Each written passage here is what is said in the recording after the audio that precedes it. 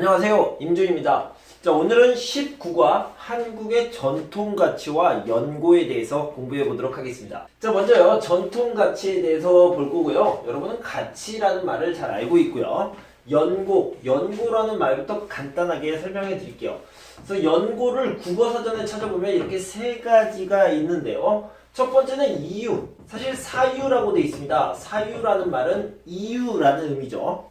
자, 그리고 두 번째는요, 혈통, 정분, 법률 따위로 맺어진 관계를 이야기하고 있습니다. 관계.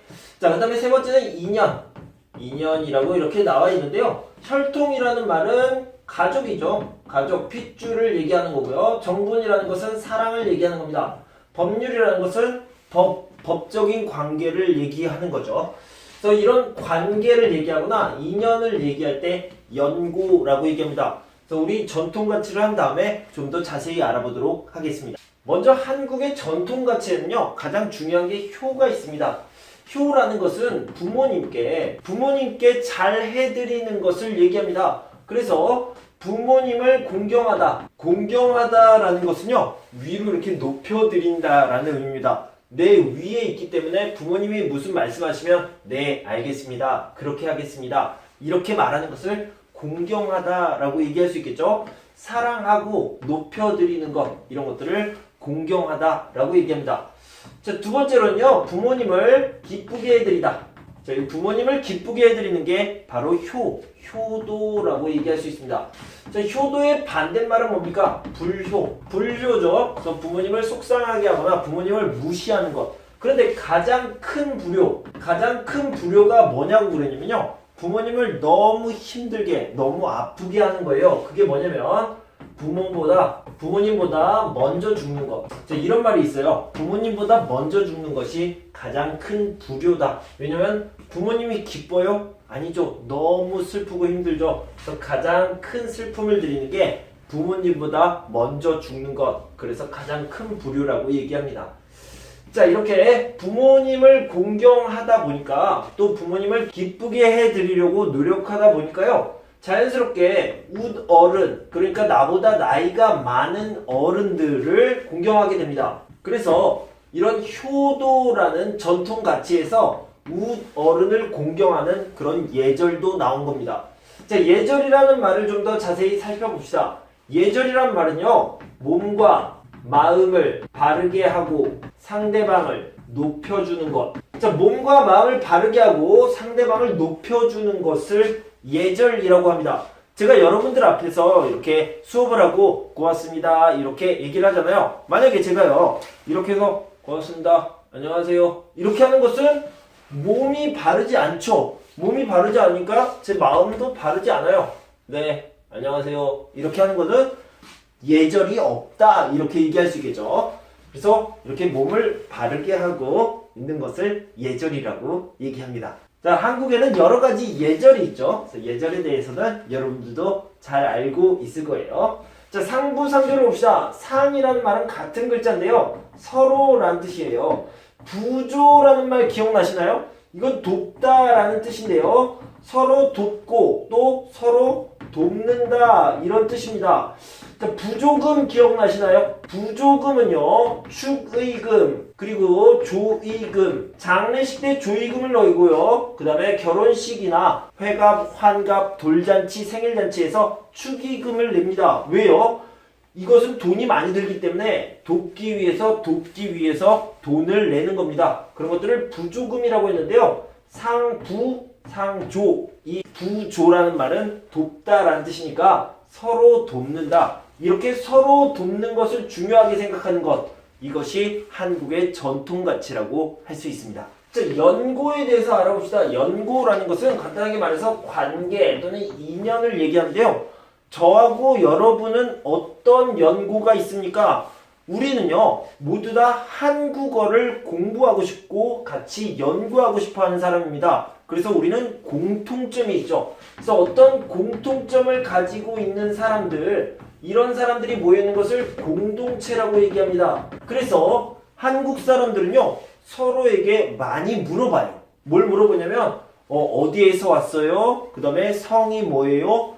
딸이 있어요? 아들이 있어요? 어느 학교에 다녔어요? 이런 것들을 물어봐서 공통점을 찾은 다음에 우리는 공통점이 있네요. 우리는 하나예요. 이렇게 해서 유대감, 우리의식 이런 것들을 만들어냅니다. 이런 것들이 한국 사람들의 가치관이에요.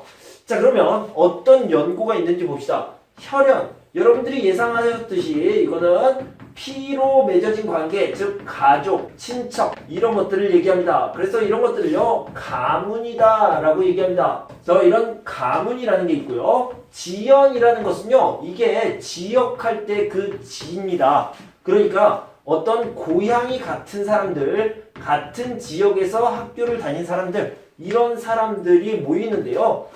지금 서울에 다 모였어요. 하지만 고향이 부산인 사람들이 모여서 뭘 만드냐면 향우회. 그러니까 고향 친구를 얘기하는 거죠. 고향 친구들의 모임을 만듭니다. 그래서 이런 향우회가 있다. 학연은 여러분들이 예상하셨듯이 학교 할 때 학연입니다. 그러니까 대학교, 고등학교, 중학교, 초등학교, 유치원 잘 모르겠어요. 자, 이런 학교들이 있는데요. 같은 학교를 나온 사람들끼리 서로 이렇게 모이는 것, 이런 것들을요 동문회 또는 동창회. 자, 우리 교재는 동문회라고 나왔는데요. 이렇게 동문회를 만들어서 자주 모이고 우리는 하나야. 이런 유대감, 우리의식을 느끼곤 합니다. 자, 우리 한국의 전통가치 효와 예절, 그리고 서로 돕는 마음, 상부상조를 알아봤고요. 그리고 연고에서는 혈연, 지연, 학연에 대해서 알아봤습니다. 자, 우리 지금부터 교재를 한번 읽고 문제를 같이 한번 풀어보도록 하겠습니다. 19. 한국의 전통가치와 연고. 1. 한국인들이 중시하는 전통가치는 무엇일까?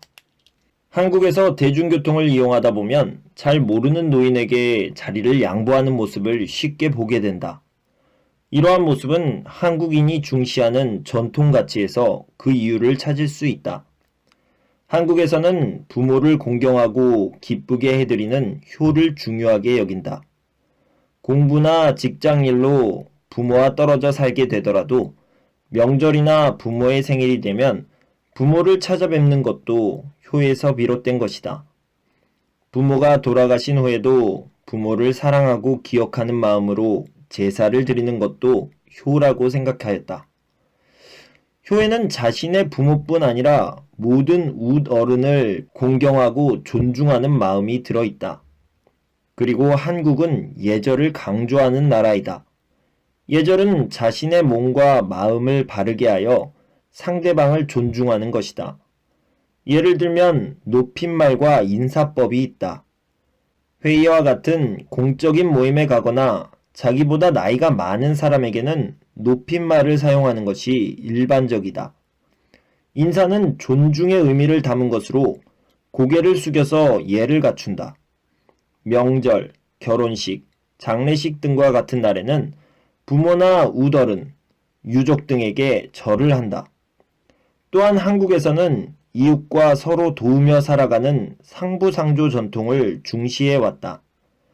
과거 농경사회였던 한국은 농사일을 포함해서 마을의 어렵고 힘든 일을 함께 힘을 모아 해결했다. 이러한 전통은 지금도 결혼식, 장례식 등이 있을 때 일손을 거들거나 비용을 조금씩 내는 방식으로 나타난다. 또한 나라에 큰 일이 있을 때에도 자원봉사자들이 나서서 그 일을 돕는 모습을 자주 볼 수 있다. 2. 한국인들은 왜 공통점을 찾으려고 할까? 한국에서 살면서 처음 만나는 사람으로부터 나이, 사는 곳, 직장, 자녀 수 등에 대한 질문을 받은 경우가 있는가? 그러한 질문을 하는 것은 혹시 자신과 공통점이 없는지, 비슷한 점은 무엇인지 등을 알고 싶어하는 마음 때문이다. 서로의 공통점을 연결고리로 하여 맺어지는 관계를 연고라고 하는데, 공동체를 중시하는 한국 사람들은 연고를 중요하게 생각한다.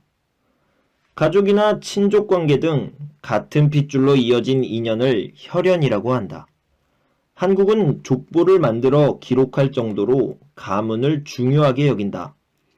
처음 보는 사람이라도 같은 성씨의 같은 가문의 사람이라면 중요한 인연이라고 생각한다.